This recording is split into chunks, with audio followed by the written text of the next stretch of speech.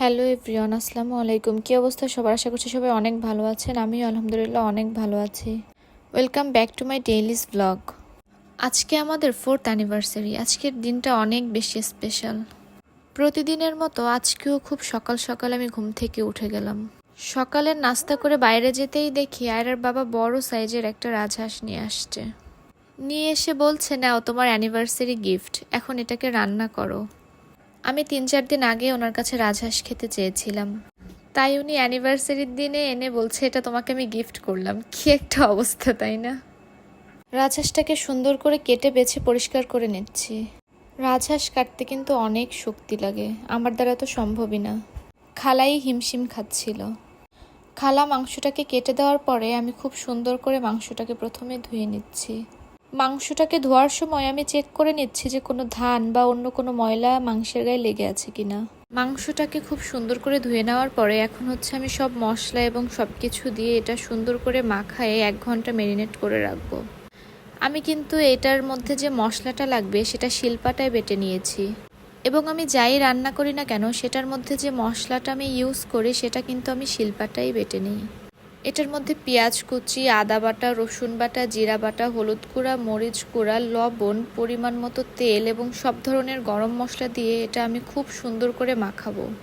সাধারণত আমি কোনো মাংস মাখায় রান্না করতে গেলে এটা আগে আমি 1 ঘন্টা বা 2 ঘন্টার জন্য ম্যারিনেট করে রাখি।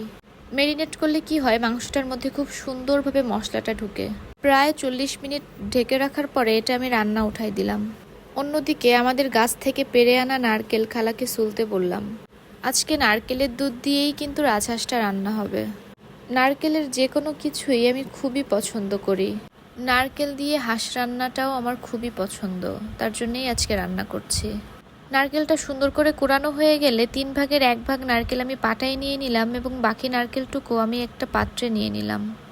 এই পাত্রের নারকেলে আমি গরম পানি অ্যাড করলাম। এই গরম পানিটা দিয়েই কিন্তু আজকে আমি দুধটা বানাবো। আপনারা দেখতেই পাচ্ছেন এটা আমি কি সুন্দর হাতের সাহায্যে মেখে নিচ্ছি। এই মাখানোর মাধ্যমেই কিন্তু দুধটা বের হয়ে আসবে।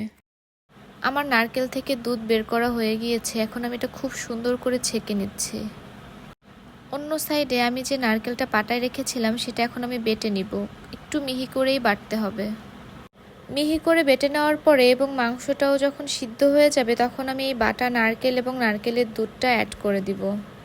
নারকেলের দুধটা অ্যাড করার পরে কি যে সুন্দর ঘ্রাণ আসতেছিল মাংসটা থেকে, আশেপাশের প্রতিবেশীরাও আমার রান্নার ঘ্রাণে পাগল হয়ে যাচ্ছিল। এই তো রান্নাবাড়া শেষ করে দুপুরে খেয়ে আমরা বিকালে কেক কাটতে বসলাম। এভাবেই দিনটা আজকে পার করলাম। ভিডিওটা যদি ভালো লেগে থাকে তাহলে লাইক, সাবস্ক্রাইব করে দিন এবং ফলো বাটনে ক্লিক করে রাখেন এবং আমাদের জন্য সবাই দোয়া করেন। সবাই ভালো থাকবেন। আল্লাহ হাফেজ।